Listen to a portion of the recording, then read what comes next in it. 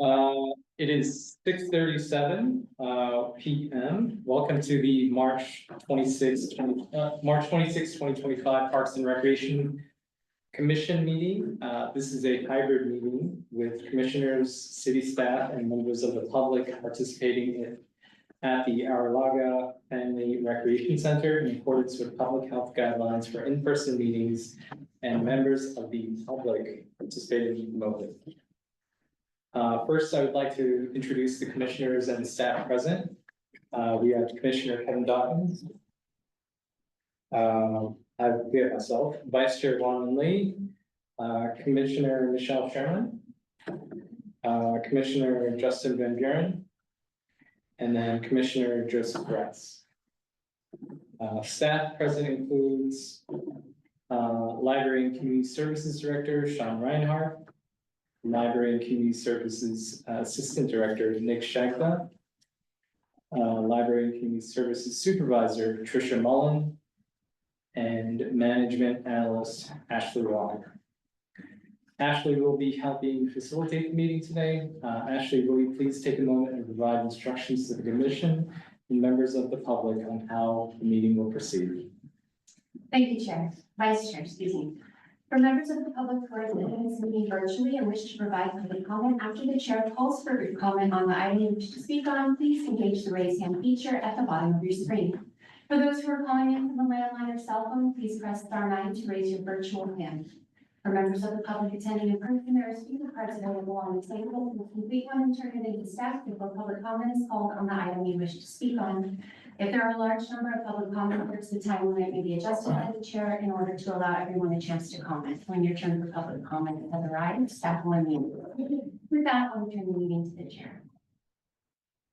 Under public comment, the public may address the commission on any subject not listed on the agenda.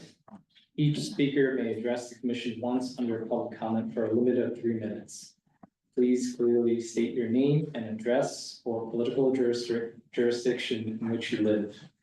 The commission cannot act on items not listed on the agenda. Therefore, the commission cannot respond to non-agenda issues brought up under public comment other than to provide general information. Ashley, do we have any public comments? Are there any public comments for items not on the agenda? No public comment.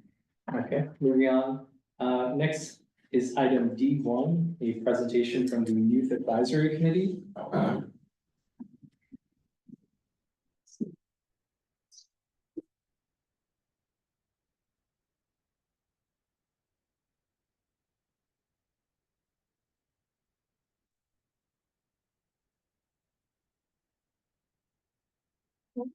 Hello, good evening to the Parks and Rec Commission. This is Menlo Parks Youth Advisory Committee. This is our presentation. Next slide, please. Sorry. Next slide, please. Sorry, recording in progress. Sorry, one more. This slide. Sorry. Carry on.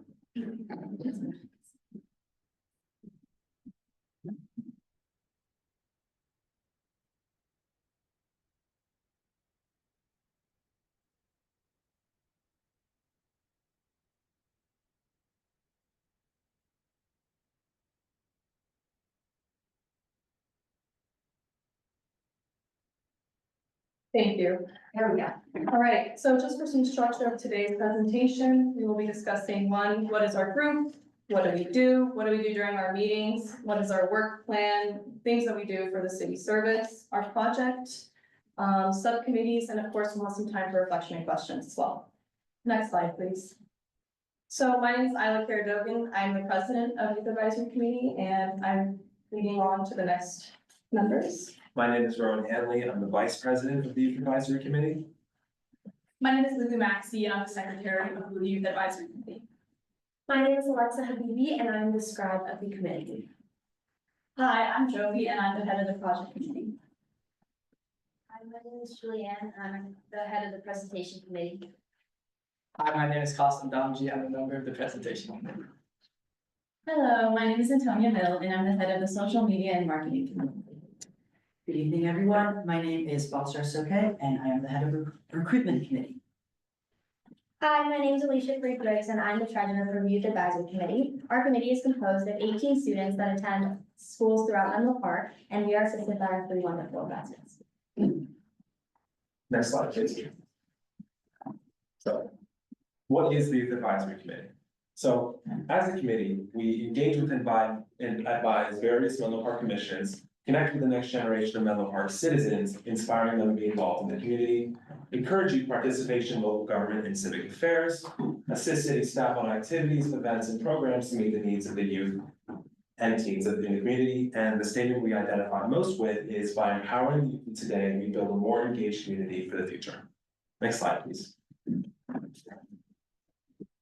So what goes on during YACS meetings? Well, we meet twice a month at the Belhaven Community Campus on Wednesdays from September to May, which is throughout the school year. We discuss relevant city issues and current events, and we plan and arrange a YAC-sponsored project yearly. Additionally, we'll have speakers from commissions or other branches of city government to come once per month. For example, this year we've had speakers from aquatics, sustainability, and also somebody who's in this room right now, the Assistant Director of Library and Community Services. Next slide, please. Now briefly to go over our work plan. As ambassadors and advisors for the city of Menlo Park, we volunteer for city-sponsored events, we present our service project to city council, and we also listen to city staff as they deliver presentations and we provide feedback on what they are doing. We also work together to plan recruitment for following years to ensure continuity of our commission. Next slide, please. City service. YAC members are required to volunteer for at least one event hosted by the City of Menlo Park each year. The City of Menlo Park hosts a wide variety of community events, celebrations, observances, cultural and educational programs for all ages. Events we have been or will be volunteers at this year include Halloween Hoopla, Trunk or Treat, Light Up the Season, Photos with Santa, Black Liberation Month Celebration, and Spring Festival. Next slide, please. Here are some photos of the events that took place this year. I myself volunteered at the Light Up the Season, where we read the Gingerbread Man book to the children attending the event. Next slide, please. So one of the most important things YAC does is create our project, and this year we decided to create a multi-dimensional products drive. We chose to host and organize this product drive because we believe that we have the obligation to support our local women, and we think that the pink tax and women's health is a pervasive issue that we want our local women to know we support them.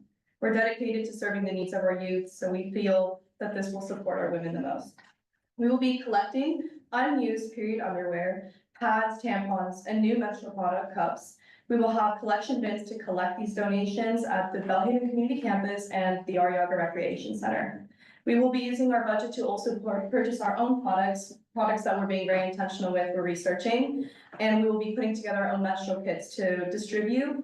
We will distribute those in the Belhaven Community Campus in May, and we are also contacting local high schools to distribute these in our bathrooms, and as well as at MA's Feel Good Friday, which is kind of a flea market thing at MA, where we will be distributing these menstrual kits as well.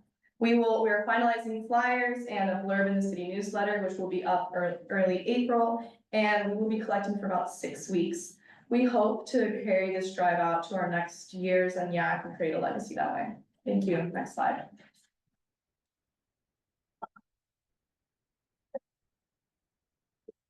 YAC subcommittees. Our subcommittees include the project team, social media and marketing team, presentation team, and recruitment team. We split our group up into 4 different subcommittees so that we to break down tasks individually, as well as completing our project efficiently and other YAC responsibilities.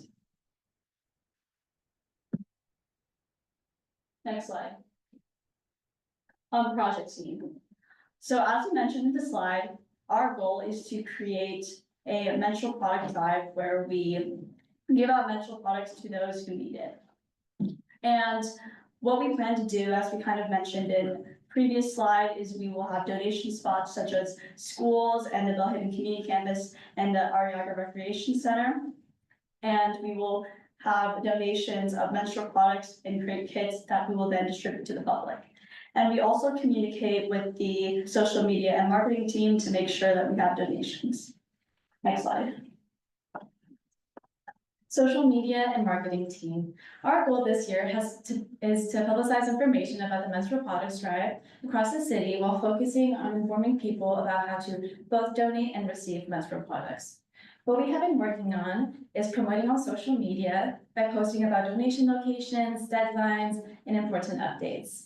We also have been working on designing flyers and graphics, which we will spread all over the city and at our local schools. And finally, we plan on keeping in contact with our donators and receivers and updating them about our process and the number of donations we will be receiving. Next slide, please. Hi, my name is Julianne. I'm the head of the presentation team, and our goal is to effectively communicate YAC's mission, project, and impact on the community. What we do is we construct an informative presentation, including the one that you're seeing right now. We coordinate with other teams to make sure the information is accurate, and we prepare the rest of the YAC to present to you guys and the city council. Thank you. All right, thank you so much. Now on to the recruitment team. So our goal for the recruitment team is to ensure the Youth Advisory Committee remains active and continues its mission in the community, meaning we're in charge in the fact that like next year we still need to have members and the year after that, and etc. So how do we actually accomplish this? There's 3 ways in which we do this. First is marketing surrounding next year's application. So we inform individual students through reaching out to the schools or posting on social media. The second way in which we do this is collaboration with schools and community clubs, meaning reaching out to a bunch of different schools, lots of clubs, so you have diverse opinions from each individual students at different campuses. And then the third way in which we do this is actually composing the application process. So we're creating thoughtful questions to find passionate and engaged students for YAC. Next slide, please. Our reflections. So this year, YAC has gone through quite the adjustment. We're both double the size, as you can see, and we're operating from a new base, the Belhaven Community Campus. However, we feel like we've been able to maintain productive throughout this entire process. Some of the challenges that can arise when dealing with a committee of our size is it's harder to make close connections as well as harder for everyone to get their voices across. One of the ways in which we have dealt with that is by having a bigger emphasis on subcommittees this year. When you're working with a smaller group of people, it's easier to get your voice across. And it's easier to make connections. As we all know, it's easier to work with people we like. Another challenge we ran into was selecting what project to do. We ran through a variety of different options before finally landing on our menstrual products drive. While the road wasn't always smooth, we got there nonetheless. Thank you. Next slide. So we're opening the floor for any questions for all of our YAC members as well. If there are any questions that you guys would like to ask us, we are more than happy to help answer them.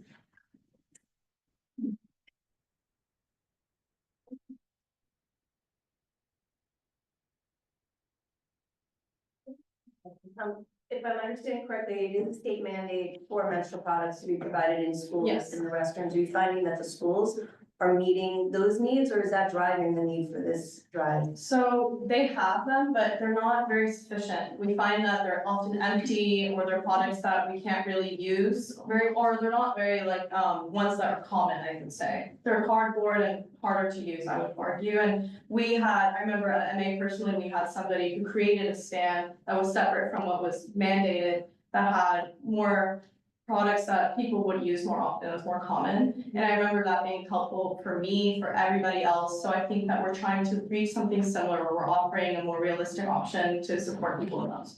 If I could just add on to that, I know the bill you're referring to, I think it's AB 367, that mandates schools to provide menstrual products, but one big thing about the drive is that we're actually placing these things into kits so that students and people who need these products will be able to take them with them. And I think that it's more of empowering the individual, which is something that hasn't been done yet. Important work, thank you. Thank you. I have one more question. Is the school collaborating with you? I hear there are empty dispensers. It's not uncommon. It happens across the board. Is the school working with you to make sure there's more of a presence on campus so that it can alleviate you to provide for people to take home that have needs for off-campus products? I'm happy to answer that question. So yeah, we are actually reaching out to the school right now to see if we can put our stands there inside the bathroom. I'm sure that they will let us because most of us are MA students, but yeah, we're in the works of working with the school right now, yeah. Also right now, what we're trying to do is we're also trying to like, at MA at least, we have this like sort of like lunchtime, like festival kind of thing called Feel Good Friday. And we're trying to get a stand at Feel Good Friday where we can like give out the kits that we make, so that people can also have the products for themselves. They can just, yeah, use them when they want. One other thing about this drive, sorry to just append again, but I think that it also spreads awareness just about the need for menstrual products, especially with what the social media and marketing team is doing of really getting the word out. So I think that's also something that's filling in an empty space. This is also something that is, you're able to take home. So at school, there are provided products, however, they might not be available, in everybody's home. So this is a resource for them to take home. Great. I just have one comment, is that there's many companies out there, one in particular I used to work for, but many others. This one's called OnFlow or HandFlow, and they offer special pricing for nonprofits and groups like yours, and oftentimes even make donations. So I encourage you to reach out to those organizations that could also help you guys meet this need. Yeah, we'll definitely take note of that. Thank you, for sure. We should reach out. Thank you. Yeah, and one thing that kind of struck me was that, you mentioned that what the school was providing was inadequate or insufficient in some way. I was wondering if, you guys have provided this feedback either to the school directly or even maybe the next level. I believe the state is providing this funds, by that bill you mentioned. Yeah, so the state is just mandating the schools which are funded by the state to do it. So yeah, it's state funding. Yeah, I was wondering, you know, you guys are doing an amazing job here, this effort that you're doing, but I assume other schools, maybe outside of Menlo Park are, you know, experiencing the same thing and just the program isn't working, as well as it should, right? So maybe it'd be helpful for you guys to get an audience with either our local state senator or whoever. To kind of, Absolutely. And a big part of this drive is carrying it on for Legacy next year, so we can definitely expand to other schools, make it much more ambitious, because like Rowan was saying, it took us a while to get to this idea, so next year we'll have a lot more time to make this a lot more ambitious and reach more schools and address most people's issues. Yeah, with the groundwork laid, there's a lot more we can do in the future. Exactly. yeah, it's amazing. I think you guys are addressing the immediate concern, right? Building those kits so that people have that, but maybe you could develop a one pager or something that you could kind of distribute to legislative folks to get, you know, to improve the program. We definitely talked about doing that. Yeah, that was very nice. I'm very encouraged too that you're talking about it, because there's a little shame associated sometimes with Yeah, speaking about this, this topic, so thank you yeah, for taking that out of of it. course. I mean, we are a female majority group, proudly would say. So I think, you know, like we have a lot of, experience that we'd like to, you know, alleviate from other people. So, yeah, I think that, I agree. I think I'm glad that we're doing this as well. We have the resources from our city, our advisors to help us do this. So, yeah. I have a question. Is it part of your charter to give just overall feedback to the city? I'm curious what, you know, all of you people collectively think of how Parks and Rec is doing for you, for people, especially your age, and I'd really like to hear your feedback. Have you talked about collectively giving us feedback, or I'm open to taking questions? You know, I'd really like to hear from you.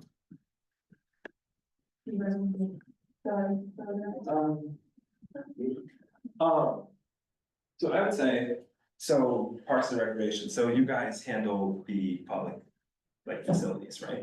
I would say they've definitely improved in recent years. I noticed some changes to, like Nealon Park and Willow Oaks, and like with the opening of the new playgrounds and the tennis courts, and I personally play a lot of tennis, so I spent a lot of time there. I really like the facilities there.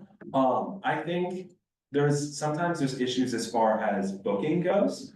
Like whereas you can book either too far in advance or you can't book far enough in advance. And a lot of private coaches, whether it's like the Kim Grant Foundation, have like a lot of control over it. And it's like a lot less accessible for, just like recreational players. So while I'm glad that they're there and I definitely get a lot of use out of them, it seems like, the public could benefit a little bit more from that.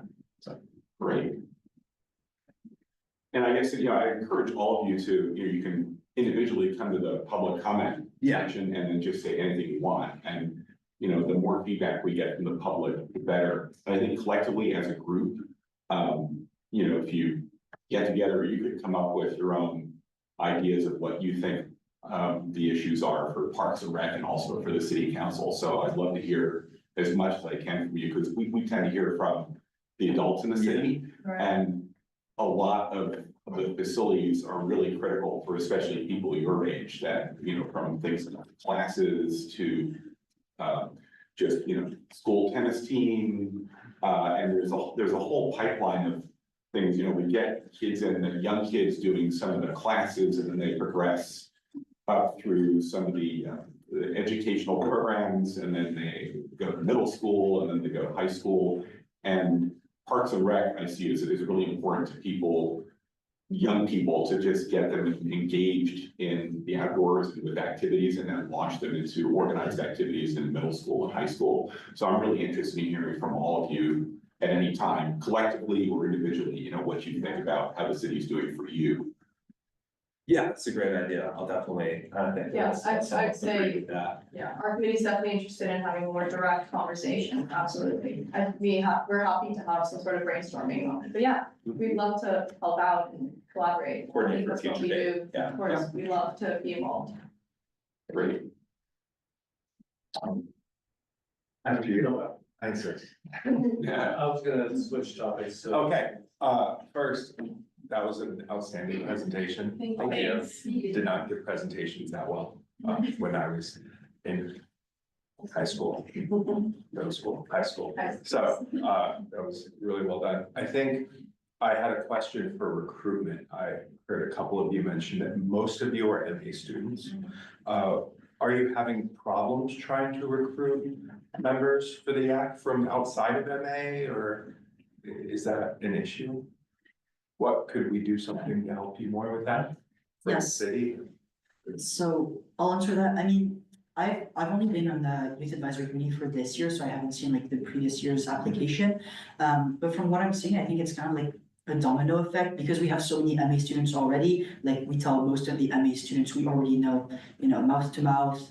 And it just comes out again to all the MA students. So I think, yeah, a definite solution to solve this would be through social media, definitely sending out like newsletters to different schools like Menlo School, you know, all the other schools inside of our community. Yeah, to add on to what Balthazar said, we definitely plan on advertising about YAC much more. And I think the biggest advertisement is word of mouth, so I think that's probably why most of us are from NA, but yes, this year, one of our goals is to spread to other schools. I just wanted to quickly add, I don't go to MA, I go to Crystal Springs High School, which is in Hillsborough, and so does Erin. I don't know if you guys have heard of it, but at Crystal, there's like a big part of the student body that's actually engaged in their own youth advisory commissions. They just live in different areas. For example, a lot of people are on the Hillsborough, Belmont, and San Carlos YACs, and we also have several people on countywide YACs. And there's also some students who are organizing in Northern California Youth Advisory Commission like Alliance. So I would say that it is definitely like a thing for people in schools besides the school, the public school of the city, to be involved in YACs. It is just harder, but you know, as you can see, like I used to be the only one who wasn't from MA, and now we've got Erin as well. And you know, we keep talking to people who we know who live in Menlo Park, who go to our school, or just anyone who's involved, and telling them like you can join YAC even if you don't go to MA. We also plan on advertising to multiple parts of the cities, including Bellhaven. And yeah, we're gonna do that by putting up posters and social media. Yeah, definitely one of our biggest missions for the next years is always having a more diverse group of people from different backgrounds. It's always strengthens our goals. So I think that moving forward with our questions and how we're gonna advertise it, definitely a goal is to have the most diverse group as possible. I'd also like to add that it's also, while we could do a better job of expanding to more than just MA and Crystal, it's somewhat a representative of the population. I mean, YAC is exclusively a high school group. And as far as high schools in Menlo Park, Menlo Atherton is the most popular one, as many of the kids who go to Sacred Heart and Menlo live in Atherton, and we're a Menlo Park group. But we could definitely do a better job of that.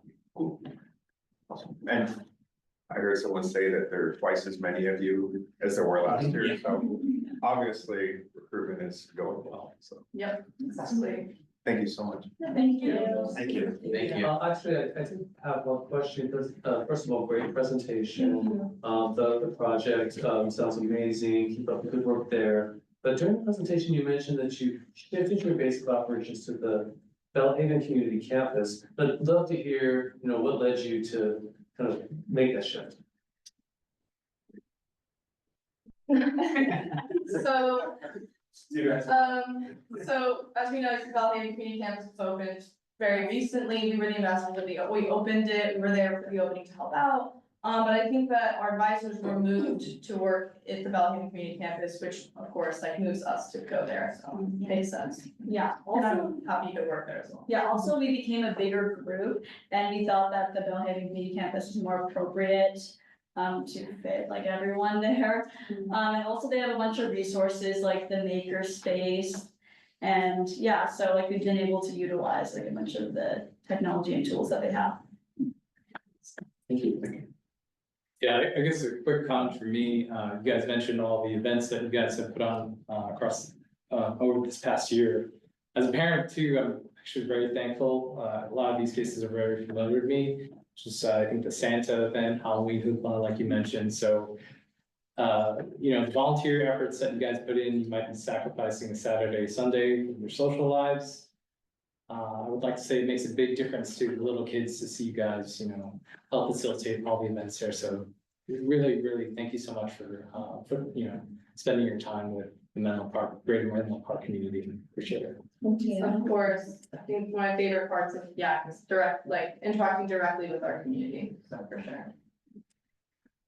Yeah, I want to make sure the commission's questions are done, but I do want to kind of make a closing comment, which is, we do have you scheduled to make your presentation to the city council, I believe on April 29th. Yes. And I think they are going to be blown away by what you.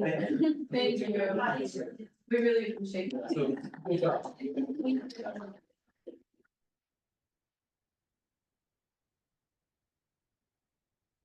Thank you so much. Have a wonderful evening, everyone. Thank you. Good work. Thank you. And good job, advisors. We see you back there. Thank you. Thank you. Thank you.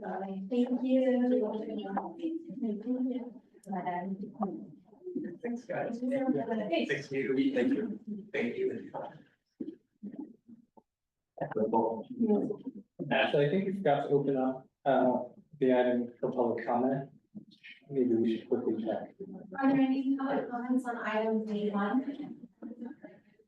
No. Any comments from the commission, additional comments from the commission about the item? That was awesome. Great presentation. I forgot to mention, but it's on our agenda later on, and I'll mention it to the advisors that we are going to be opening up a programs and services survey in April, and it would be really great if we could encourage the YAC folks to fill out that survey, and also maybe see if we could get them to encourage other young people to fill out the survey, because that way we could get a little more pulse on what is happening about parks and rec facilities and services.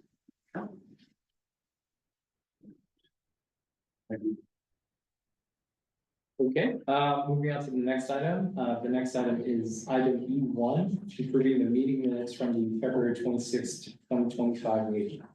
Ashley, do we have any public comment on this item? Are there any public comments on item E1? No public comment. Any commissioners want to make a motion to approve? I will motion to approve the minutes from the February 26th, 2025 meeting. I'll second. Go right ahead.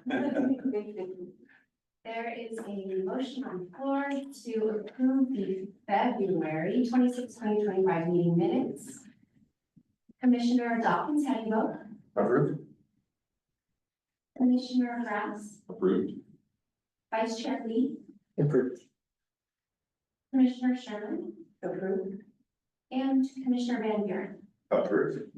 The motion passes. Moving on to item E2, reviewing the draft community survey, library and recreation programs and facilities. Ashley, do we have any public comment on this item? Are there any public comments on item E2? No public comment. Thank you. With that, public comment is closed and we will open the item for commission discussion. To the chair, vice chair, if I may, it might be helpful for us to throw the survey on the screen. And then maybe like walk through it. And maybe do, because since there's a lot of information there, and maybe structure the discussion after it. That's great. Great, so maybe while Ashley is pulling up the survey itself, I'll just give a little bit of background, as noted in the staff report. The last community-wide survey we did about library recreation programs was in 2022, and that was in the kind of build up to the Valley Community Campus opening. The intent is really to do a survey like this at least once a year. We were very focused on getting the new facility open. So we haven't done a citywide survey of this magnitude since then. We have done a couple of others. As noted in the staff report, we did like a library book focused survey in early 2024. We did do a pretty significant survey last fall about city-run preschools. And then we also did our annual aquatics citywide survey also in the fall. So those programs got a very in-depth kind of feedback from the community. I think the childcare survey got over 600 responses, the aquatics survey, almost 1,000 responses. Last time we did the citywide survey like this one, we got about 1,100, 1,200 responses. Very valuable.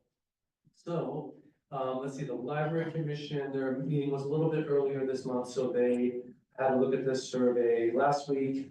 They offered a couple of tweaks, which was to add some options for our makerspace, more study spaces, large gathering spaces, and activities for young children, including story times in the library section.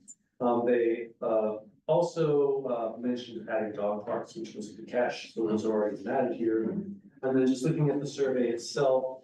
The previous survey did include like aquatics programs and a lot of depth about library books. Since those got some focused attention in recent surveys, we've taken those sections out, so no aquatics in this one. It starts with the first few questions are pretty standard from the most recent surveys we've done. They're like, which neighborhood do you live in? How long have you lived in Menlo Park? What age groups are in your household? It's good information to have. The purpose though also is just to see, is our survey kind of reaching everybody? You know, are we getting answers from every neighborhood? Are we getting answers from a variety of age groups? And that's really the main purpose of asking those questions. Which, yeah, just making sure too that it's mostly our residents answering, because that's really who we hear from. Then, you know, you'll see kind of a similar format throughout like a few different sections. So the first one is really focused on the indoor facilities. So this time around, we're focusing on just listing the names of the facilities, the Ariadne Family Gymnasium, this building, the Ariadne Recreation Center, and so on. It includes the libraries, of course. It doesn't include the childcare since we just tested them, and it doesn't include the pools, we just tested them. Basically asks, how often do you visit? And there's a scale kind of 1 to 5, like from very frequent to not at all. The next question is, how satisfied are you with the physical buildings and spaces? And again, it's 1 to 5, pretty much. I'm very satisfied to not satisfied. All of the questions include like a I don't know or a no opinion option. And then in every section, you'll see a free text comment, which is often where we get a lot of really good feedback. Sometimes hundreds and hundreds of free text comments. And in this case, it's if you could change the physical buildings and spaces to make you visit them more often or improve them, what would they be? So just kind of like a prompt. People often follow the prompt, sometimes they add other stuff that wasn't in the prompt, and that's all fine. Then it moves on to how satisfied are you with the service? So those are kind of the pillars of the different sections. How often do you visit? How satisfied are you? What changes did you make to improve or visit more often? And how satisfied are you with the customer service? Similarly, another free text, if you could change the customer service to improve it and make it a little bit deep. Then another section that deals with like programs and services. So just keep scrolling. For library information resources, I'm sorry, that's a little too far, question 9. It just is how important are the following items? And this language is very specific, taken from previous surveys, it's like framed that way. How important are the following items? And then just listing them, and it's again, that range of very important to not important. And in this case, it's books and the library, information resources like literacy tutoring, English as a second language, and so forth down the list. And the library commission weighed in on these last week. Then like free text. And then moving on, I think more relevant for the commission tonight is for indoor recreational classes and programs, asking how important are the following items. And get people to rate them from very important to not important.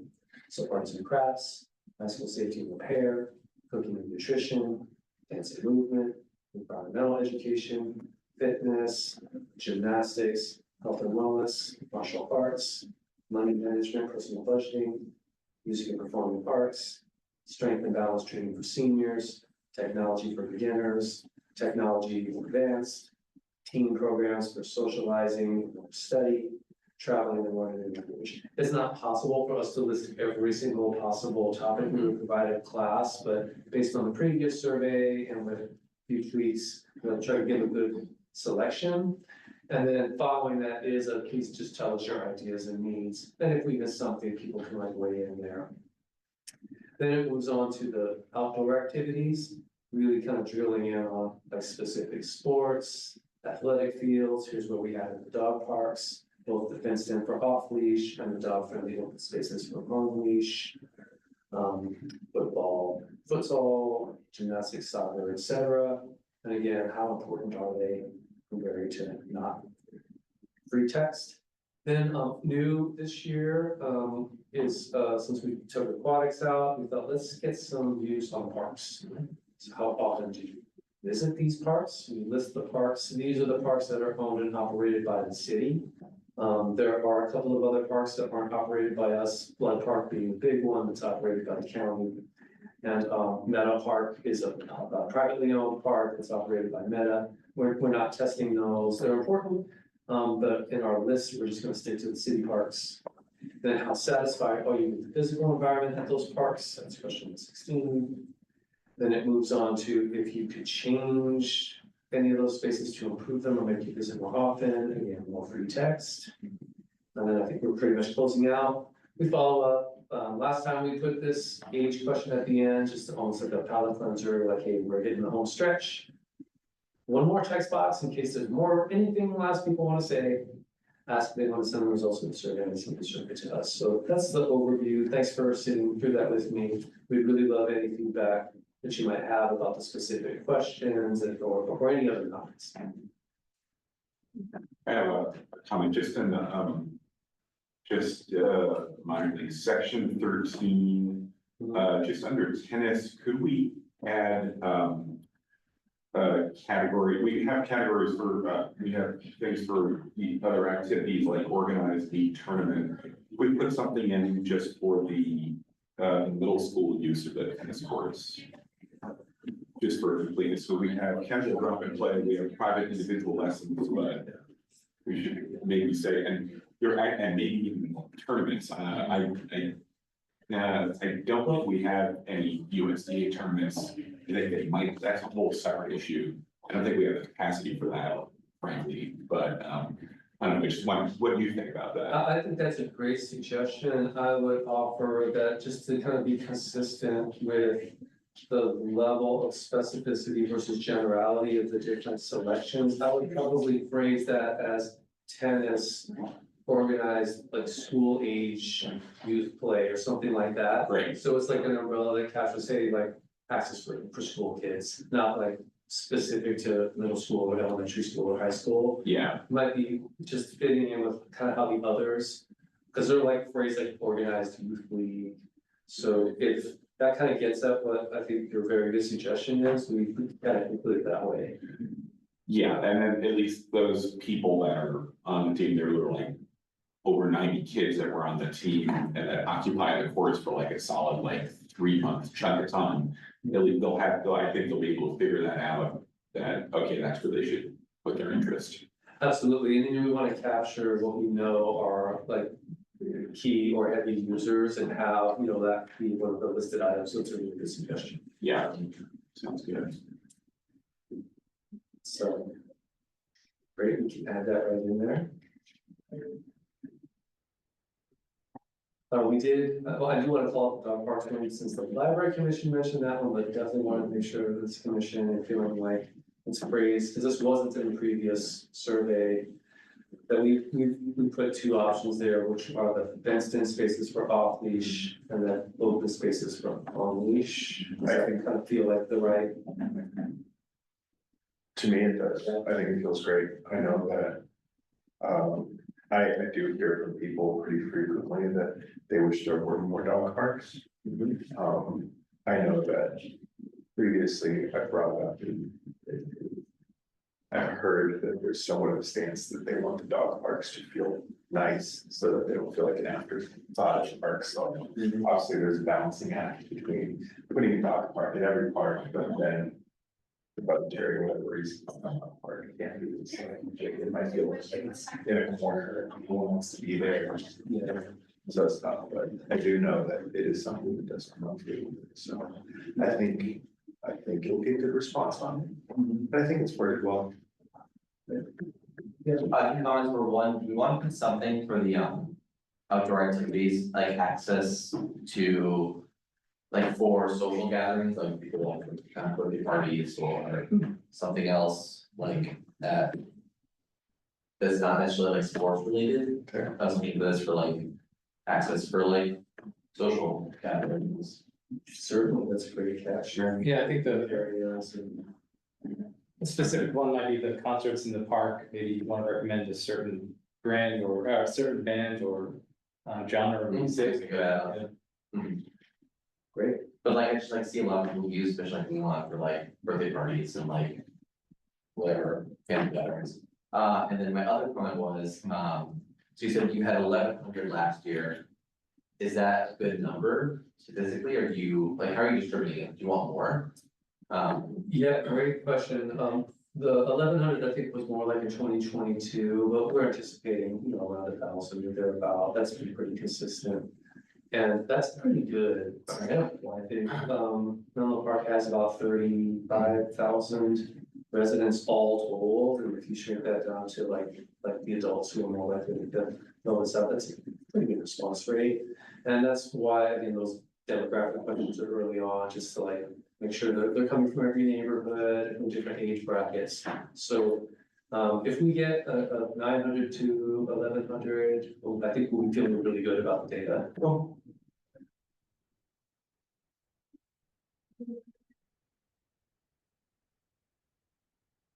Piggybacking off of what was brought up earlier regarding trying to get the finished product to members of the YAC to get them to distribute so we can hear more of their voices. Would it have been good to have a couple of them in the room to be going over the questions now to make sure that we didn't miss anything that they would maybe like? And if so, what would be the potential or the pathway for having, because I did this a lot, like, with other stuff, for having like YAC representatives on city commissions? Yeah, That's already modeled. Yeah, so it's great. So I think there's two parts to what you just said. So the first, I think, excellent suggestion to get like the YAC to have a look at this before we send it out. Yeah. And so I know they meet pretty frequently. Our plan was to release this in early April and to have the results back in time for the joint meeting in May, which is not till May 28th. So there's plenty of time, I think, to get the YAC's input on this. Great suggestions, we'll make that happen. And then as far as like YAC participants on other commissions of the city council, I heard mentioned actually not too long ago at a city council meeting, I think it was on March 11th, some interest in that. And so it might, it'll be interesting to see if the topic comes back when they make their presentation on April 29th. It would take some like a policy action by the city council to do that, but I know there has been some interest in it. as we saw these young people, clearly have a lot to contribute.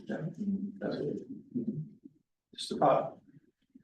Yeah, I'll echo your point there is that, I asked them, we want your feedback, but they might be at a loss as to, from their perspective, to know what to do. So I think us reaching out to them, like you just mentioned, is a good idea. We should really just try to engage more, with the younger people in the community, so. And they really have no idea. I mean, the city government is pretty opaque for, I think, most people, for young people especially, it's like, And they're clearly passionate about serving their community, so.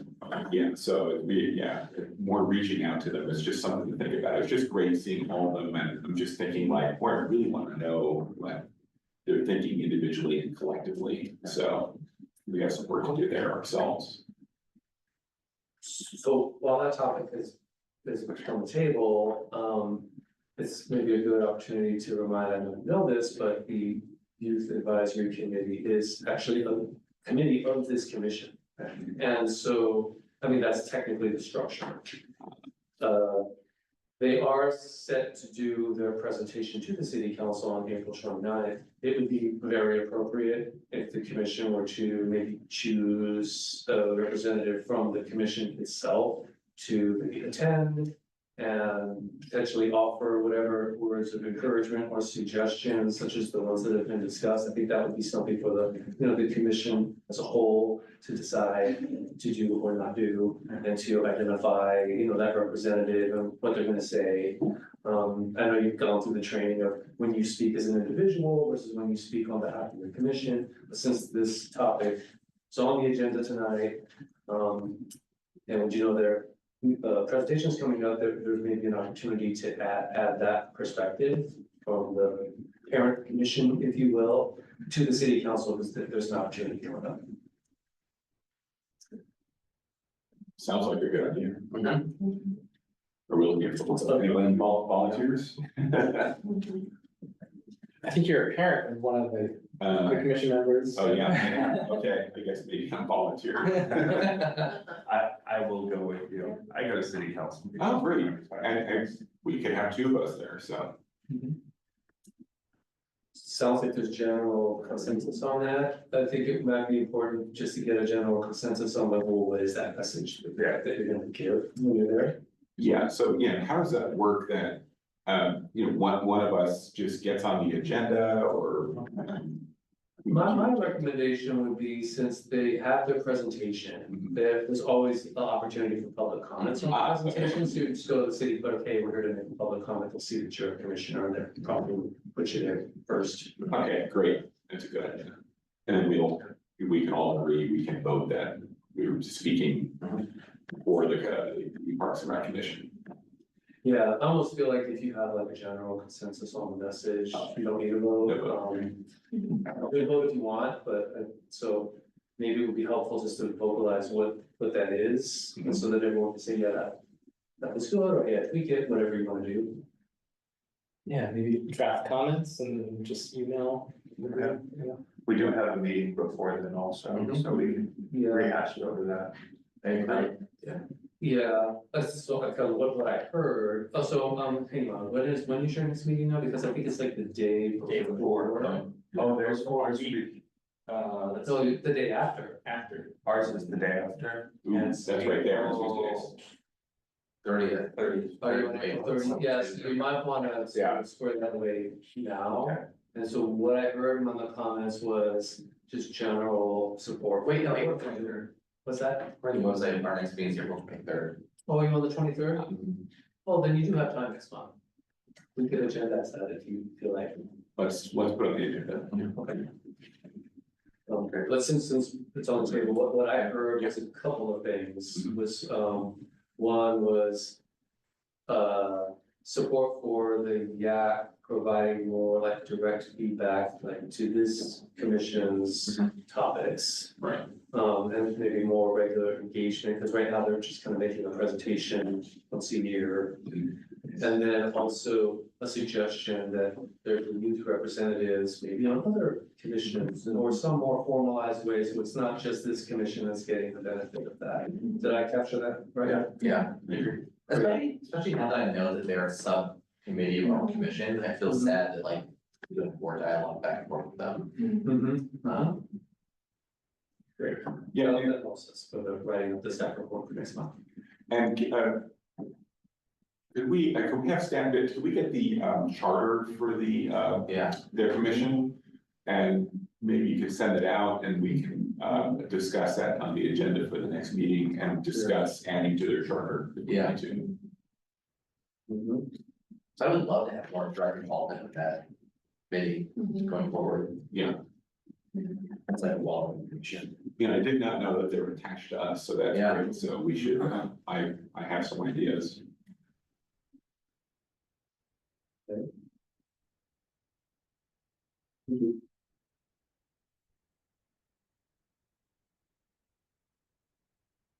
have a comment on futsal. I didn't know what it was, so I looked it up. And it's spelled SAL, just that's what Wikipedia says. I still don't really know what it is, but it's FUTSAL, Nice. or whatever it's worth. The library commission didn't catch that. That's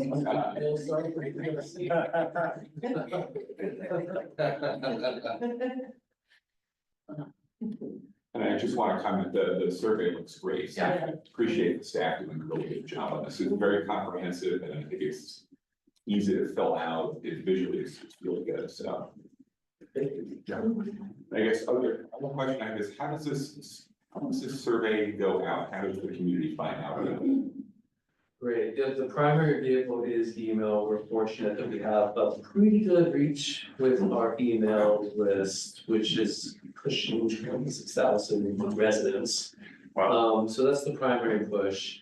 We have our weekly newsletter that goes out, the Library Community Services News, so we'll advertise it there. And we also will do a direct email to every email that we have on our list. That says specifically, hey, please take this survey, and that's on the top of the email. We also have printed copies will be generated in English and Spanish, and we will distribute those at our facilities. We also will have a QR code made. We really want to encourage people to take it electronically if they can, because then the data goes straight in and we don't have to key it. But we also want to make sure that people who want to fill out a paper one can. And primarily like at places like the senior center, it's important to have a paper. Sometimes it's also helpful, like at the upcoming Spring Festival Egg Hunt, we'll have some paper copies available. All of the QR code will be right there too. So through that combination, and I think working with the YAC to also kind of help make sure that students are encouraged to take it. Maybe they can distribute it at MA high school. Yeah, even distributing it at MA high school or, you know, probably the QR code being the thing that they scan. So those are kind of the vehicles that we typically use, and then those are boosted with social media posts on our various channels, and that combination usually seems to yield a pretty good response. And yeah, what's our response been historically? How many people do we get responding? Yeah, this survey last time, I think there were 1,100 responses and close to that number of free text comments as well. The childcare survey got about 660, a smaller universe of people. Aquatics this time around got 900, so that's kind of the ballpark. And I would compare that to recently the city council priority setting that happened on Saturday. There was a citywide survey on the priorities, and that one netted 500, which also was very good. But we seem to have really good response. I think almost everybody in town engages with these services in some way, so it's interesting to them. So if you took a random class at Menlo Park, you would get an email, I guess, basically. Yeah, if you have a library card, if you took a recreation class, if you signed up for our newsletter, and again, that's around 26,000 residents, 35,000. Great, thanks for that, good information. Yeah. Could you, sorry, this is something vehicle, could you be opportunistic and like put up flyers around like the tennis courts or somewhere in the park with the QR code? Kind of like the aquatic survey was at the aquatic center that we put. Did we capture? Yeah, that's good. The outdoor locations actually are in front of mine. We definitely put them up inside here, but the outdoor is a good idea. Maybe a plane, the giant. Yes. Front park. I can science fit if we need to. Well, you could have it like the parking lot. I don't know if there's a place to put them up near the parking lots, the Bayfront Park in particular, or. Yeah, we'll look into where the mobile signboard is, the one you might see for traffic notices, but we put surveys on there too. Whereas take the survey and short URL, so that's, yeah, we'll see if that's there. Very good. For the printed copy, there will be some slight editing, correct, on the formatting?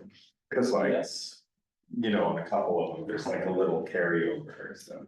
Yeah, the printed version won't look exactly like this. This is sort of like the matrix version. The electronic version will be this layout, but probably more with like radio buttons, it's a little more like what you might expect. The printed version, similarly, instead of like this matrix, it'd be presented with like a row of like dots that go in. Right. And we're trying to shrink it down to one 11 by 17 sheet of paper, just fold it over to this size. It's just like one both ways, so it's a piece of paper that opens up and all the questions are in there. That's great. Yeah, then there's a separate one that's just all in Spanish. I'll make sure to do it in paper, so I can have that experience. Ashley will be looking for it when she. Thank you. I have a question. I don't know if it's at all related to anything that we're responsible for or that we want to include here, but on Wednesday nights, we used to do the food trucks at the train station. I don't see that happening anymore. I'm not sure if it's a seasonal thing and or if it was anything driven by Parks and Rec. And if it's no longer something that's happening there, would it be something that Parks and Rec may want to take on to host in one of our parking lots? Possibly, in my recollection, and correct me if I'm wrong, Nick, I think that was off the grid. We have the name of the food truck posse. I was just And checking to see if they're still around. Yeah, it wasn't our department that managed that. I'm pretty sure it was the city manager's office, economic development did that one. There's a lot to be said for maybe it being something that's in one more like the park type facilities. I think the idea back then was because it was by the Caltrain and then people commuting on Caltrain, that was before the pandemic. But when we do these surveys, people often do take the opportunity to comment on things that aren't necessarily directly related, and that's actually kind of related, so I wouldn't be surprised to see comments like that. Bring back food trucks, bring back, well, we should do more of this or that other outdoor activity. And with that being the case, if there's say a call for, it, would it be something that Parks and Rec would take on if Off the Grid is no longer working with, let's say, the city at large to host it in? Potentially, yeah, I think that would be maybe an internal discussion in the city, like. Where is that opportunity location? Is it in one of the parks? Is there greater foot traffic in some other area? Like, I know there's been a lot of discussion about downtown and Santa Cruz Avenue and the parklets there.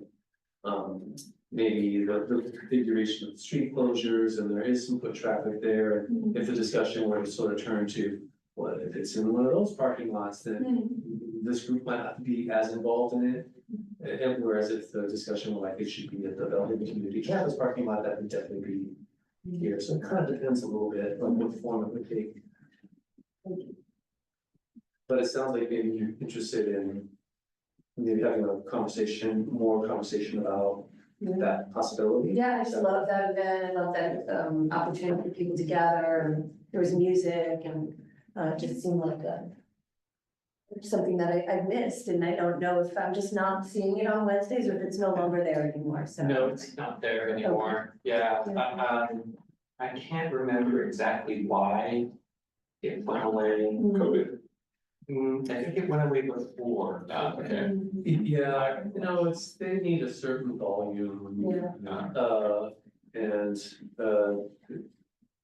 they're pretty big back then. They had a lot of. It was like 8, yeah, and it was like 6 to 8 food food trucks. Yeah, and for various events, we tried to entice food truck vendors to come to the events, and they kind of persnickety. They want to know that there's a certain number of customers are gonna be there, and they really do their homework.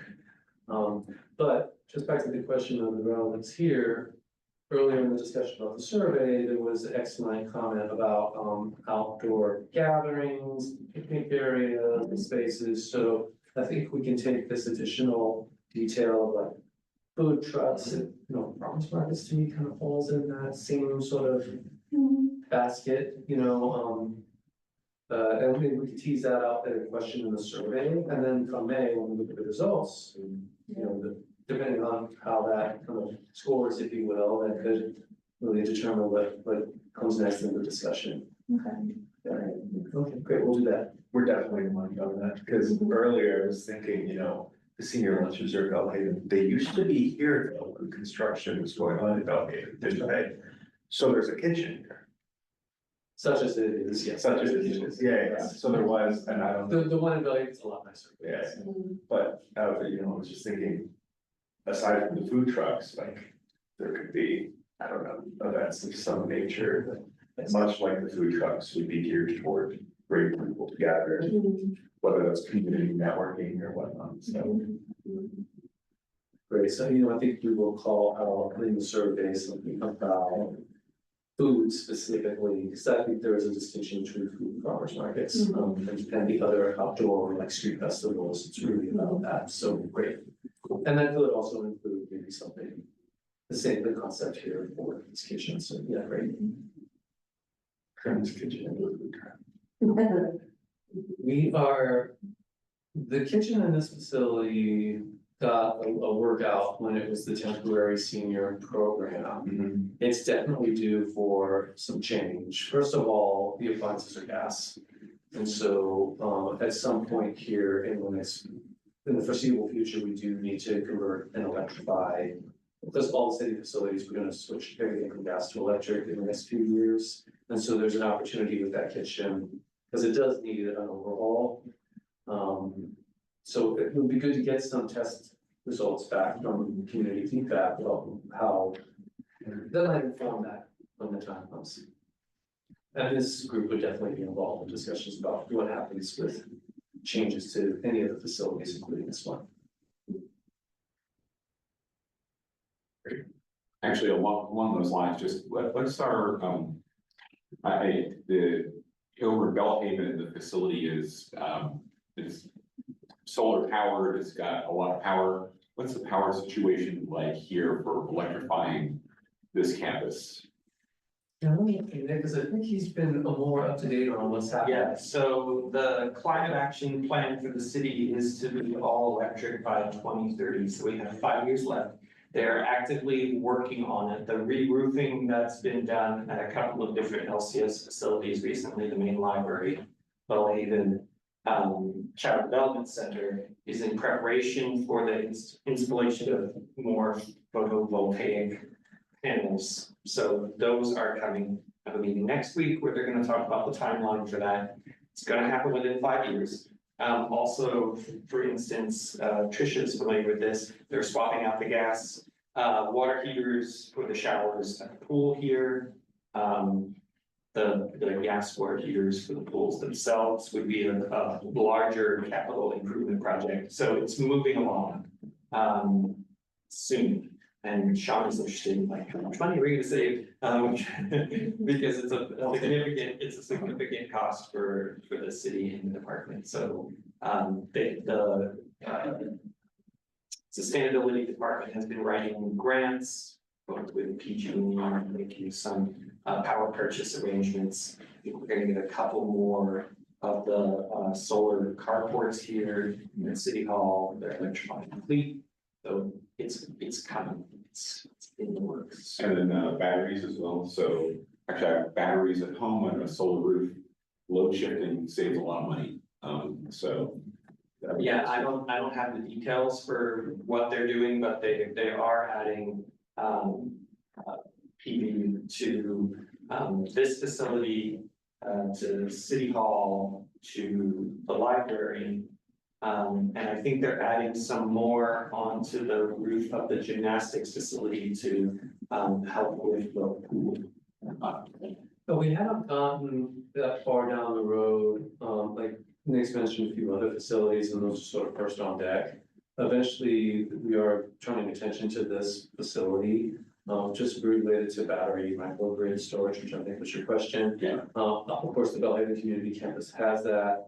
A big part of that is for resiliency for the facility in case of an extended power outage, for example, after an earthquake or something. Yeah. And because that's one of our designated shelters.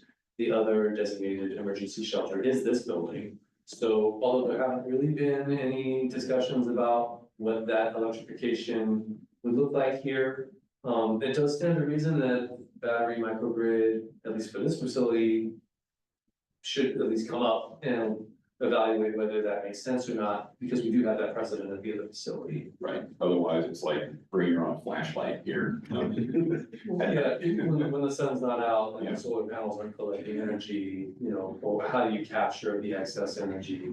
That's, that's why the new facility achieved LEED Platinum very quickly, because it's a big sustainability add to the building. Okay. I apologize for getting off topic, but it's kind of related to cooking facilities, so yeah.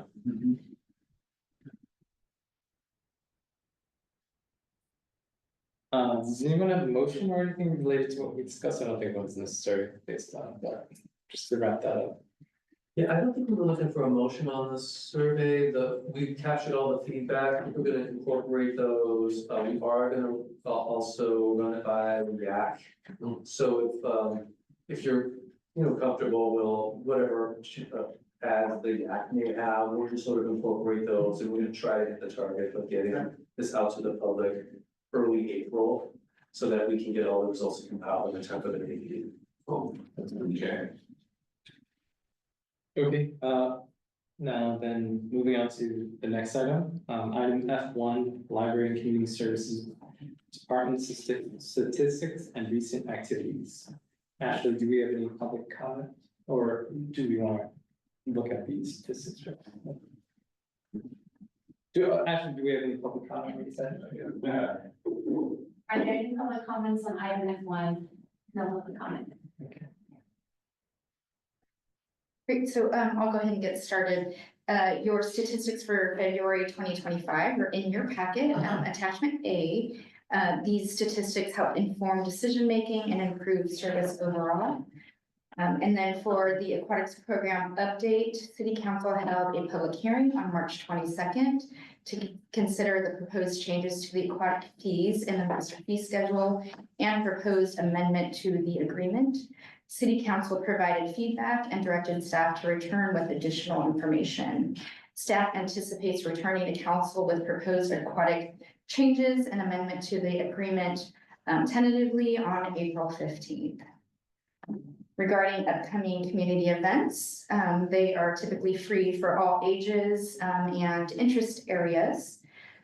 The Community Resource Fair is coming up at the Belhaven Community Campus on this Saturday from 11 to 2 p.m. Belhaven Community and Menlo Park Community overall are welcome to attend. There will be food and entertainment and an interactive atmosphere. And it is in partnership with local agencies and community groups who will be providing information and resources to the community. In addition, on this coming Saturday is the Seed Swap, a program offered by the Menlo Park Seed Lending Library and funded in support from the Menlo Park Library Foundation. It will be held from 10 to 12. Gardeners of all abilities are welcome to come in and swap seeds. Clean, dry, packaged seeds is what we're looking for in small quantities. You do not have to have seeds to attend. And then on April 19th, from 10 to 1, the Egg Hunt and Spring Festival will be offered here at the Birch Park. There will be a petting zoo, photos with the Big Bunny, and arts and crafts. The festival is free and no registration is required.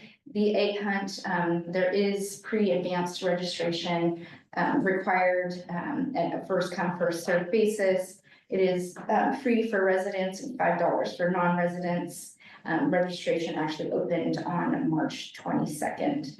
And then I just want to point your attention to the poster board on the table here.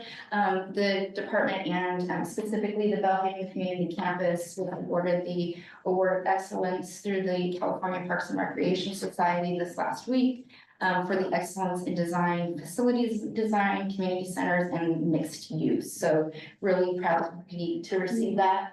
And a group from Belhaven came out to present just information to the professionals in the industry about the award and about the facility. And just to kind of follow up on the kitchen use and building community around the kitchen, we do have a cooking class coming up in the spring that will be held in that kitchen. So it's The one here. okay. So that concludes my. Opening up for commission discussion. I was saying, is there anything in this data in that you think is interesting to talk about? Or did you think the trends looked good from your perspective? From in reference to recreation, and nothing truly stands out. There is, if something stands out, we typically report it. Yeah. But not, to me, it's pretty average for what happens at this time of year. Cool. We are trending a little higher in just general recreation attendance because we are offering a little bit more classes, but that's just good news. Yeah, I'll add, that in particular, the senior center is showing very strong participation.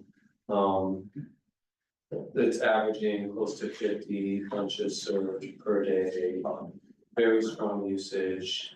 I think currently this season, there are 18 or 19 classes being offered there. Total enrollment in all programs is over 200 people. Very, very strong, frequent usage, and does seem very much like seniors, and in particular, seniors who live in the vicinity of the location. Really like the center, are really using it a lot. I think very positively about the center, so we're really happy to see how much use that program is getting, how much it's benefiting local seniors. This data has the 10% correction to, there should be the first one, right? Yes. With the library, but so I noticed that the library number came down just a hair, but when you factor in that 10% reduction, it actually went up. Theoretically. Yeah, well, seasonally, the library statistics, the circulation stats go up and down kind of seasonally. But we're factoring it going forward. Thank you. Do we have any insights on what the proposed changes are gonna be for the aquatics program before they're presented to the city council? Yes. Primarily, it's around stabilizing the operation, in particular, Belhaven Pool, to kind of match the actual usage. So there's a few things involved in that. One, which would kind of happen anyway, is adjusting some of the fees. Generally speaking, fees increase year over year by a small amount, just as the cost of living and the cost of doing business increases. There's a couple of fees where they do seem to be kind of lower than the market, and they've been sort of artificially kept low for a while for various reasons. So the proposals to increase those fees, I think the key one there is for lane rentals, for like outside groups to just rent the pool. That's been fairly low relative to other communities. So that's one area that could help stabilize the operation. The other is really about amendments to the current agreement, which require a minimum number of operating hours at both pools. And at Belhaven Pool, it's getting really great use from local residents. There's just not that many of those visitors yet. And it takes time to build a community of like repeat swimmers. Like drop-in is great, and during the summer, it's super, people come, they play in the pool, they have a great time. But to sustain a year-round operation, kind of have to build a community of folks who they are the lap swimmers, and they're swimming every day or multiple days a week. They enter into like swim lessons, routines, so that they're kind of continually progressing through. And, you know, that's really what sustains the operation. That's not there yet, it takes time. Meanwhile, the minimum hours requirements are such that, I mean, the pool has had to become kept open when there are times there's very few visitors, even no visitors some hours in a day. And that's just, you know, the pool operator has to have 4 or 5 staff on duty during those times, and it's very difficult to continue. So those are the main elements of what the city council reviewed on March 11th, and we're coming back on April 15th. Yeah, if I remember correctly, it was 63 hours was the requirement for each pool previously, and then in February, they put a temporary reduction in Bellhaven, reduced to 36. Yeah, 34, 36. 32 right now, just to be where the actual usage is kind of happening, which is afternoons and weekends, and you know, it's the off season. So during the summer, it would open back up 63 hours, because we want, when people are coming to the pool in the summertime, you want to be open for them. So yeah, that's kind of the main crux of the whole discussion with the council in a couple of weeks. I suppose, I'm sure. Some of the specifics are already ironed out. Yeah, it really does boil down to the details, right? Because at the same time, we want to make sure that the Bellhaven neighborhood, folks who live in the vicinity of the pool still have, you know, the best possible access to that resource. You know, so it's just kind of balancing the operational needs and limitations with making sure that the community still has access to the street. And I just have a related question to that about the type of usage people want to do. Are we really restricting the usage of that pool to the lane lines are out, you're gonna lap swim? Or do we have times where the lane lines are maybe for half the pool or part of the pool are taken down, and you can just jump in and splash around? Because that's, you know, I think I'll look at Tricia, because she has more on the ground kind of information. Thank you, good question. So the instructional pool is designed to be purposed around whatever's happening throughout the day. So it can be, there's times when there's lane lines up, and then there's times when there's half lane lines up and being used for swim lessons. So it's multi-use really, and what kind of drives the programming is the depth.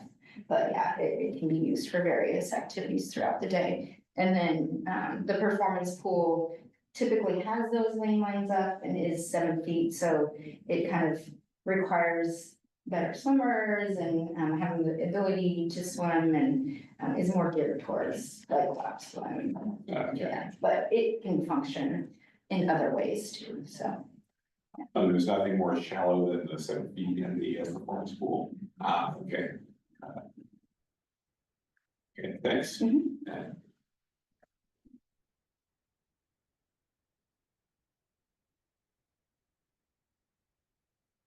I guess I just had one comment about the aquatics program. One gnawing thing that I left the meeting, I think 2 commission meetings ago where Tim Schicker gave that presentation was about how his company earnings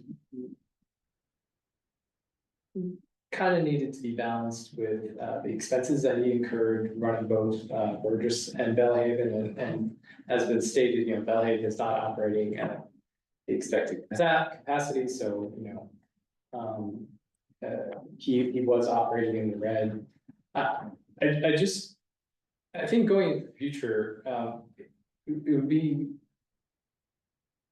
I would hate for that discussion to constantly come up, where it's like, his bottom line is kind of the main determinant for, you know, services at Bellhaven. Like, for example, an extreme hypothetical would be, let's say his company's in the red, well, maybe he would suggest in a more of a, closing the Bellhaven pool half the year because the demand isn't there. It's outrageous, but I would hate for that to be the kind of determinant for services being offered, so, I don't know, I personally, I left that meeting very unsatisfied with that discussion, but it seems like from what you just said, Sean, the city council is focusing on a minimum number of hours of service at Bellhaven, and that is kind of like the overarching requirement, I believe, going forward. Correct, and I think your observation is very good, especially the meeting 2 meetings ago. For the topic of that meeting was really focused on kind of like a crisis situation, so that really kind of crowded out like the nuances that you're referring to. So what is was proposed with the city council on March 11th, will come back April 15th, is certainly the pool would remain open year round regardless. The contract does require that. And even Tim Sheeper, this company said it's beneficial also to our operation to be year round, because we do want that community of swimmers. That's how you keep a pool really vibrant, just it's always open, but you have to build that audience that's gonna be there during the off season. And additionally, it's understood, even going into the agreement, and this has kind of always been the case, and one of the benefits of operating the 2 pools is that the Burgess pool is just busier for a lot of reasons, and in particular just because of its geographic location. It's just more people in the vicinity. That's what it boils down to.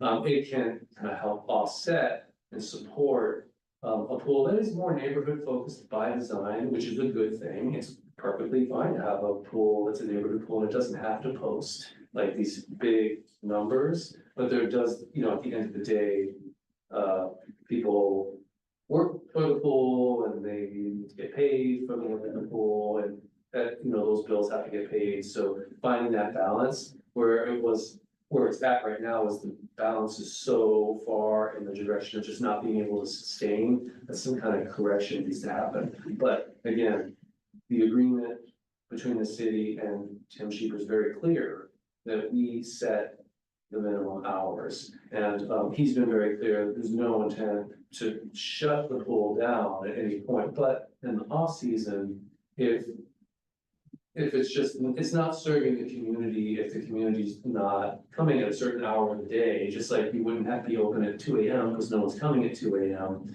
If what's really working maybe at Burgess Pool where people are coming at 6 in the morning in the dead of winter, Bellhaven's just not there yet. So it's like, how we need to get there, but the first thing in front of us is they need to be able to kind of sustain the operation in order to kind of make that progress. So the controls are still there. They still need to seek city staff approval for any schedule change 2 weeks in advance. So we have the ability to say yes or no, and it's understood that it will continue to remain open 7 days per week year round. And just during the winter, it might only be 4 hours a day. If the demand is only for 4 hours a day, during the summer, it might be 12 hours a day if the demand is for 12 hours a day. And the goal is to ultimately get it to the point where there is that community of swimmers who are coming during the off season, doing the teams, doing the lap swim, doing the master swim, in addition to the fun family swim, because that's what makes the whole aquatics operation makes it function. You kind of need all those parts to support each other. So I guess the follow-up would be, we are assuming that this community is gonna develop year over year, right? But I guess that's an assumption. What if that never comes to fruition? I guess then the city would have to kind of revisit what I guess services and so on at that point. Certainly every year, every quarter, we're kind of looking at how the pool is doing. The current agreement is for 5 years with the Team Sheeper. Obviously, both parties have the option to cancel with a certain amount of notice. So that runs through 2028.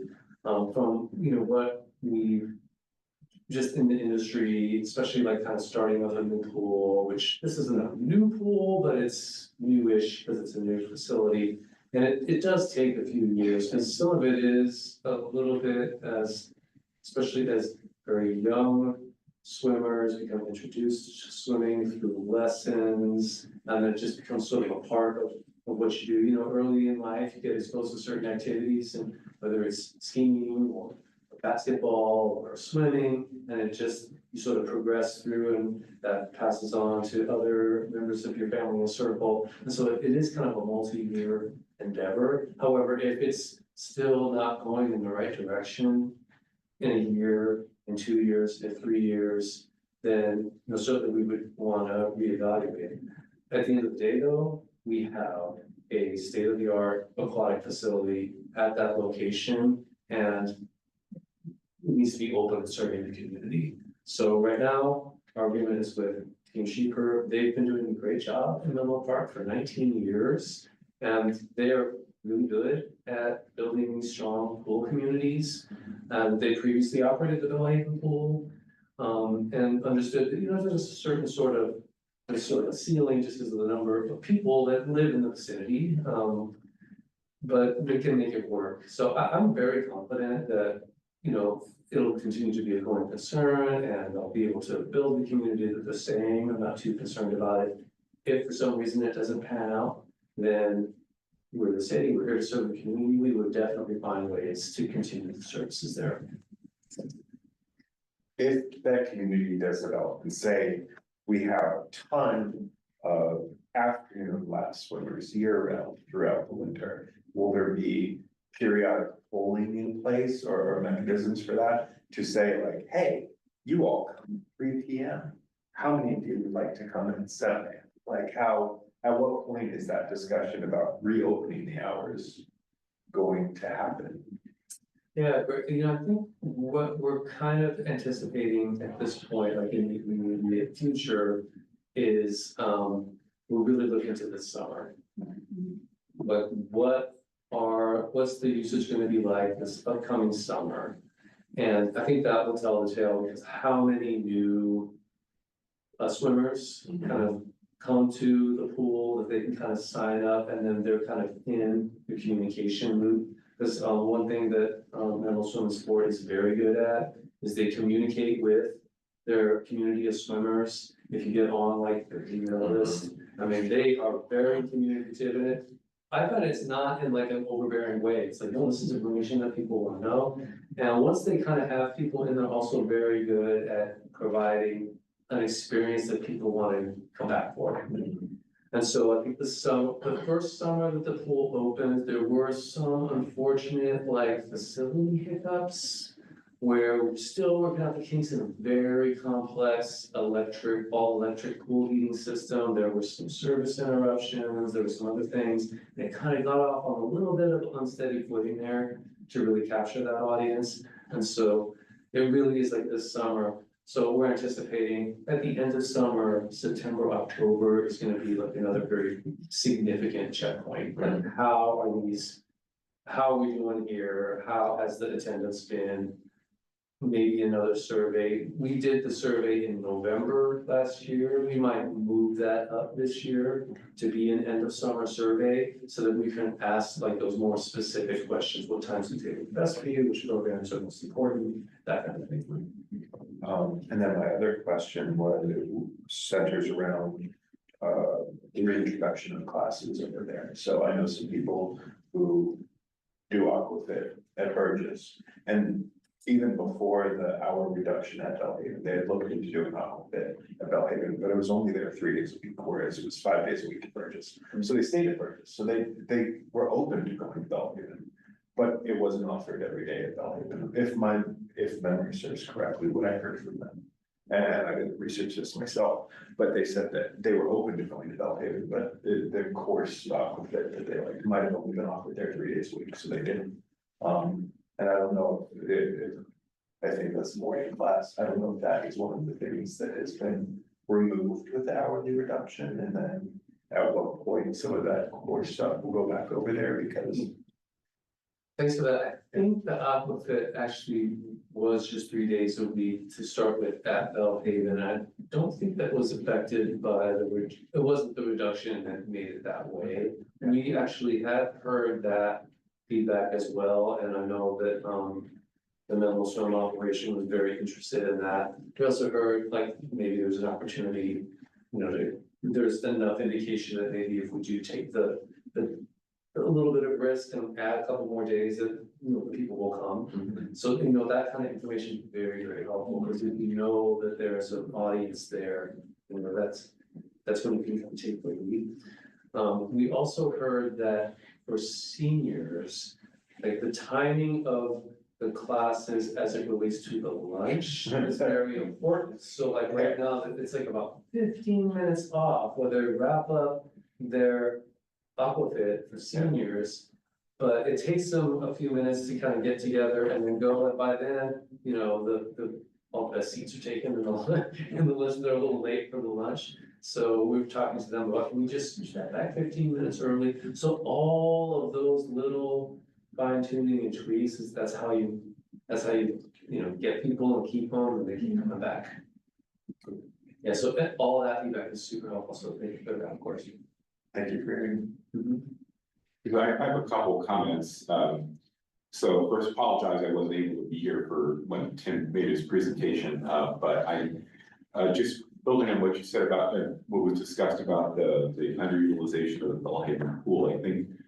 I just want to say explicitly, I think the city should consider helping bootstrap that facility and putting money into it, I think, and not, I want to make sure if things don't go well, and we don't gain enough traction, I think the city has a responsibility to help out. But we should evaluate how well Tim's organization is doing running the pool, and I think it's our responsibility to chip in and fund the Bellhaven pool specifically just to gain traction. And so I think that's just something I want to put out there, that I don't want to just stick to this agreement necessarily and not adapt to what the community members over there really need. I think we should be flexible. And I also want to add, I think Tim and his organization are, just a real asset for the city. I think they've done a good job over a long period of time. I've been in Menlo Park for 30 years, and I remember the old pool, how it wasn't really an awful pool, but it was really underutilized. And I think, Tim and his organization had a real sense of community. And I think one of the big problems we have is, if anything, Burgess is overutilized, which is, I think, a better place to be than underutilized.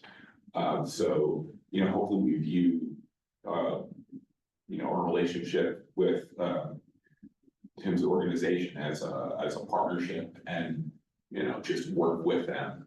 And again, I think, financially, we should really monitor the situation. Really, I think he's been pretty transparent about the financial challenges, and we should really consider ultimately chipping in if things are faltering for the community over there. Yeah, thank you for that. And this is reminding me of another element that I neglected to mention earlier in summarizing what's going to go to city council. It's along these lines, which is for the city to waive the revenue share payment that is due from the fuel cheaper to the city. So that had already been waived in the first 12 months in recognition that it was a new pool, that actually that 12 months has gone on. And the revenue share agreement is that Menlo Swim Sport will pay the city 1% of all resident revenue and 1.35% of all non-resident revenue, or $20,000, whichever is greater. So in the coming year, which is due March 15th of each year, in the coming year, it's the current year is prorated because the agreement started in October of 2023, and so the first year was through October 2024. So then what would be coming due this month would be from October 2024 to December 31st, because by the calendar year, so it's a small amount. But the $20,000 minimum would then kick in. So $20,000 would be due, so that basically is like the big portion that the city council would be asked, like, just waive that in a manner, speaking that is like a financial contribution, the city don't have to give us that revenue share this year. The way this, the agreement is structured, probably in a typical like good year for their operation, that revenue share payment will probably be upwards of 40,000. In a really good year, that might be upwards of 50,000, if things are really gangbusters, although if things are going gangbusters, that's probably not anything of a financial burden for them, it's just right now. So I'm glad you bring that up, I forgot to mention that earlier, the revenue share waiver for 1 more year is another key element. Great. Yeah, and I appreciate the level of detail that you're really helping manage that relationship. I think it's important from, our commission, Parks and Rec Commission, to just really say that, I'm just giving my opinion. I think they're doing a good job and we should support them. And I think they're doing a good partner for the city. You're reminding me of something. How is progress with like more creative community campus programming that integrates the pool going heading towards summer? Are you still planning on doing what had been discussed? I believe it was like a gym and swim package, or is a lot, are those machinations still in the works? They're in the works, but I have to say, so much focus has been on like resolving the immediate critical issue that we haven't made a ton of progress specific to that. However, especially after April 15 and we get the final direction from city council, that's definitely next up. One thing we've done on our end, on the city's end, is we have completed our monthly fitness membership program. So we actually do offer monthly memberships to our fitness center at the VACC. So now it's really just like a short step to connect that to Team Cheapers monthly membership. So it's like kind of all teed up, but to be frank, we haven't really fleshed out the details yet because we've been so focused on what's right in front of us. And that's a helpful reminder that but we should get that in place for the summer, because that's just another incentive for people to try out the pool. That's something that location has in this one. It's a full-blown fitness center right on the same location. I was thinking along those lines, going to swim, but swimming for sport or entirely different things. And it's a little intimidating, even for someone that knows how to swim, to take that on as a level of fitness and activity. And I also think it's very much can be a cultural thing, like maybe we know how to swim because our parents know how to swim, or I went to a school that was fortunate enough to have a pool and a swim team where that might not exist for all those folks over there. So has there been any kind of community outreach or potentially even, free lessons to engage the community in a way that they might not have been utilizing that pool prior, simply because it's not a part of their culture, community, comfort level, or anything that they've experienced in the past as a form of fitness? Great comments. Kind of looking to trace out all the details, but talking about like the swim team will be out there, there's the right foundation to build that connection. Yeah, so they do have a swim team out at Bellhaven at this point, and it's bringing, some of the youth from the community together to be on this team, and there's a really engaged coach that is so willing to do it and really kind of building, I would say, team environment, community environment, and ultimately I think while doing so, it's going to bring into the homes potentially, and he's engaged with the parents too, and that would help those parents and families that don't have, growth within the family of swimming. And so that's happening. In the Beyond Barriers is a foundation that is developing funds to support swim lessons. So yeah, that's something else that's available to the youth out there, and they have been using those funds, and they've been using them to the point that they're having to refresh those funds, but And that's youth specific, or is there anything for like old folks, you know, like, yeah. they've offered free adult swim lessons that Okay. sold out, yeah. Oh, good, okay. Actually, It's building thing over time. so, Yeah.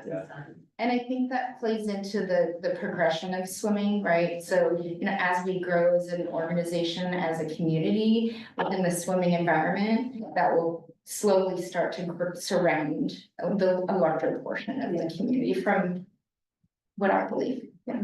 Do we have an aqua aerobics program over there at all? That's the water exercise. Oh, that's the water, okay, Yeah, water. yeah. Oh, that's There's called. different Okay. terminology. Yeah. Great. Any other discussion on this? Moving on to item F2, the tentative agenda calendar. We'll just pull the calendar or schedule up. So for April 23, we're looking at large scale community events. Recommend department policy for course withdrawal and cancellation. Capital improvement project update to include maintenance of natural and synthetic turf. And then park ranger contract services update. And we did hear that we'd like to bring a conversation around how to engage with the youth for different commissions and how we're gonna take a message to council. For May 28th, a joint meeting with the Library Commission at the Belhaven Community Campus. Presentation on the Belhaven Community Campus first year of operations, and then review of the Recreation Community Program Survey results. June 25th, presentation for sports and outdoor recreation, select commission chair and vice chair. And then information on onboarding new commissioners. For July 23, review the field allocation process, prepare the Parks and Rec work plan for 25-26. And staff will provide some research on synthetic turf and natural turf in athletic fields. Maybe we can just stop there, but I Yes. did want to suggest for May.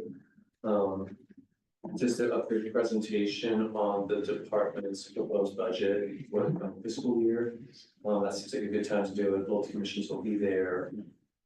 So it's not on the tentative agenda, but I wanted to float that, since seems like it would be time to do that, it'll be prepared by then, the city council will have seen that, I think it gets released on May 20th, so a week later, we can kind of walk through it. Cool.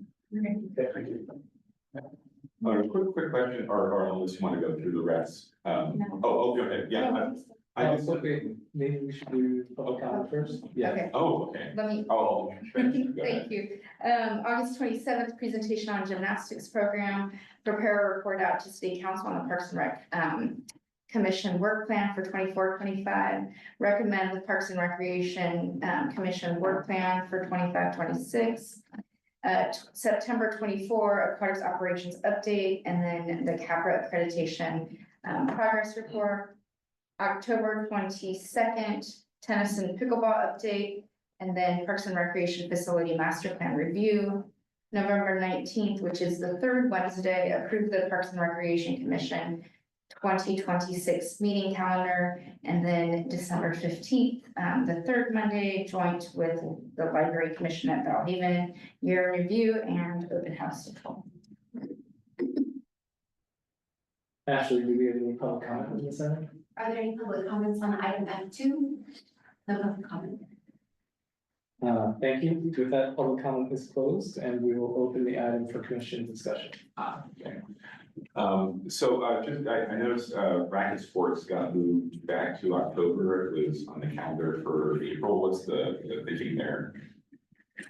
Really just trying to balance out all these meeting topics in the time available, but the purpose of like this part of the agenda is to talk through, rearranging things, so that's kind of was the thinking, like where can we slot in what we think will be a pretty meaty discussion, and the timeframe involves other things that are also kind of meaty.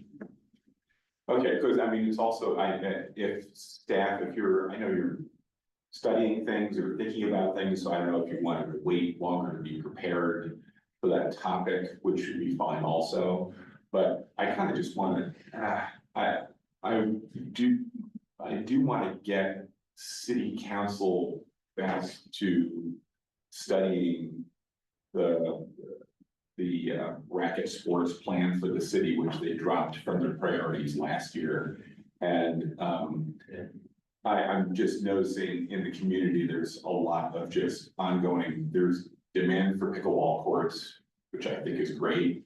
And then there's tennis players are competing for courts.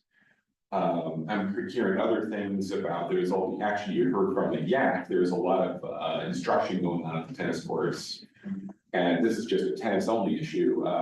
And I'm hearing in the tennis courts 1 and 2 over at Elon Park are supposed to be for instruction only, or instruction's only allowed to happen there. But now I hear private instruction is happening on courts 3 and 4.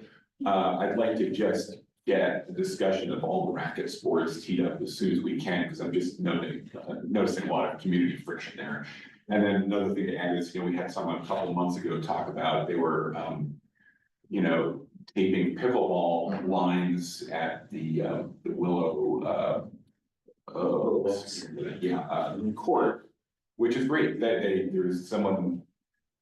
It's great that somebody wants to, play pickleball. There's a lot of demand for it. So I think I'd really like to, even if we don't have a lot of information from staff yet, I just want to discuss it at the meeting and try to get it onto the city council's agenda again. Although we've kind of missed the window, the council has just set their agenda. So, yeah. Well, so for the priorities, sorry. Thanks for bringing this up. As far as like the city council priority setting session, the priorities that identified are not to the exclusion of other topics, right? Sure. I mean, they're just identifying like those top 5, I mean, they'll say housing and climate action, those are big umbrella topics.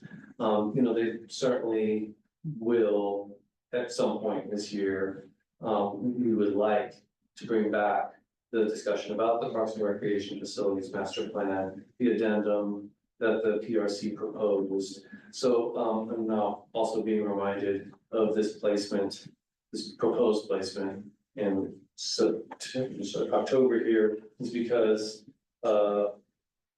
also coupling that with a review of the Parks and Recreation Facilities Master Plan, they kind of had it in that context. Right. And I think this item that says tennis and pickleball update is kind of connected to the addendum that the PRC previously proposed, which is part of the PRC, the Parks and Rec Master Plan. That said, like, is there an earlier opportunity?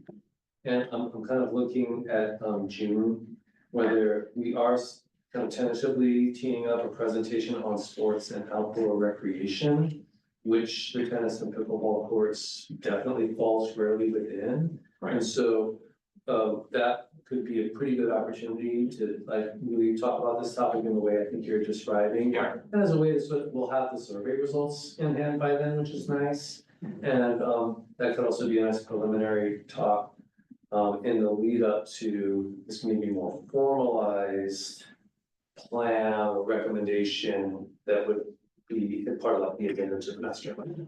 So that kind of gets at what you're suggesting. Yeah. And that feels like that. We could do it in June. That sounds good to me. Okay. Other counts I see. The other thing I want to add to that is that we have long worked with our public works department for the management of the outdoor facilities. And in fact, when it comes to parks, public works has generally been on the lead for most of the activities out there at the playground, not the programs, but the facilities themselves. And in the coming fiscal year, we're looking to shift that a little bit, where our department will be taking a bigger role in the parks. And in particular, when it comes to, like, you'll see the park ranger is coming up next month. Eyes, boots on the ground in the parks for things like, is there a private instruction happening on courts where it's not authorized and it's a stealth operation and that kind of thing? And we need someone who's out there really interacting with those users. And in the past, it's been, of course, is it LCS? So we actually have identified staff, we're gonna be moving into more of that role that's kind of out there in the field. And especially when it comes to pickleball striping or just hearing and seeing what the actual needs are. And so in June, we'll have that really kind of firmed up more. And so it would be great. I'm sure this would be one of the topics that they will have already observed out there, is really around sports. Okay, no, that sounds really good, and, yeah, I just wanted to, let, you and city staff know, I don't expect a big presentation on pickleball and versus tennis. I just want to open it up for discussion, and then maybe that will tee up another meeting where we actually say, okay, we should, formally decide to push city council in some direction to actually take this item up as a priority in terms of just, again, investigating where can we put courts, I think we need a master plan as far as where we're going with, racket sports. Correct. The master plan is really kind of the best vehicle for that. And earlier in the conversation, we kind of heard about, there's definitely a need for like some more parks as well. So it's like, yeah. Probably what we found is most productive to actually getting things done when those discussions are kind of housed in that overall context of the overall plan, what are all of our needs? Because if they're not considered kind of on the whole, it can be very difficult then to direct and prioritize the resources to actually get them done. And then they just kind of sit because there isn't a plan. So, I think teaming up in June with like an initial conversation, I'm guessing Parks and Rec will come up. And then feeding into a larger, more detailed master plan discussion in the fall. With some kind of like staff's capacity, and it sounds like that timing works for the commission, and we can go that route. That's great. Yeah, and actually, echoing what you said, it's a holistic approach. You could add a pickleball court in. I've heard people talk about, over here in Burgess Park, you could take half the basketball court and put up cyclone fencing and poof, instant pickleball course, which would then not make the basketball players happy. They only have half court, but then you could maybe extend into the parking lot a little bit. So it's great to incorporate the racket sports plan with everything that's going on, because it's really an issue with space. It really is, yeah. So, great, thanks, yeah. So we're on the agenda for June for racket sports next. I guess one, sorry. No, please. So I was actually gonna, kind of wait for, this one to actually, to get the report, but, one thing that, I would love for the commission to kind of focus on, similar to how YAC has the menstrual program, the distribution deliverable. I was wondering if we could, as a commission, come up with one deliverable, maybe once per year. This is my second year, so the first year I was trying to figure out what was going on. I think a lot of the new members here are on their first year, so maybe this is something new that we can start, or at least put into the planning phase. And I was thinking the event could be some sort of like road race, like a 5K, whatever distance, and highlighting different neighborhoods. Maybe we could start with the Belhaven campus, or like start at Burgess and end at the Belhaven community campus, come up with some distance that makes sense there. Or something else, whether maybe we could highlight food trucks at the end. Right. Maybe we could highlight the Belhaven pool somehow to kind of gin up excitement about that. So I wanted to kind of put that in folks' minds, especially if, given that in April we have large scale community events queued up. Maybe we can come up with an idea ourselves and put the Parks and Recreation Commission stamp on it. I'm happy to take the lead, and it was already other folks were interested in that as well. That's really cool. Yeah. Yeah, definitely lead staff out, because it would be a lot of work, but yeah. I think it's a great idea. I think it's a great, really good idea. Yeah, so just like YAC is holding themselves accountable with the deliverable. Maybe, having us, come up with one would be great. Yeah. You want to agendize that for the, sub meeting or? Yeah, maybe, I don't know. If I could just make a suggestion, you do have something very close to that, which is your annual work plan. And so right now, tentatively, we've got that teed up in July to start preparing the annual work plan. Doesn't have to wait that long to have this discussion, but again, like in the context of your overall adding the deliverable makes a lot of sense. And as you've noted, next month, we're planning to do a presentation on large scale events. So if that deliverable does take the form of like an event, then that's a great place to start. The idea is flowing and get some consensus with what it might be, and you can even start working on it, but at the time that the work plan comes around, formalize it by adding it to the work plan, which ultimately the city council review, like authorizes, so also you can get kind of their seal of approval. When they approve them, they typically approve them in September of each year. Doesn't mean you can't work on it before that, but that way they have that visibility. Yeah. I guess maybe until then, just do the ideation over email. I can start a thread. Yeah. It doesn't have to be a 5K, it could be whatever you guys think. The one thing about email is then you might want to consider like a subcommittee, because you don't want to get into Brown Act issues where there's communications with more than 3 members of the commission that aren't in the context of the meeting. So, the staff liaison, Tricia, can kind of be a conduit for just relaying information out to the whole commission that is within the context of topics that are already on the agenda, which this is coming up in April.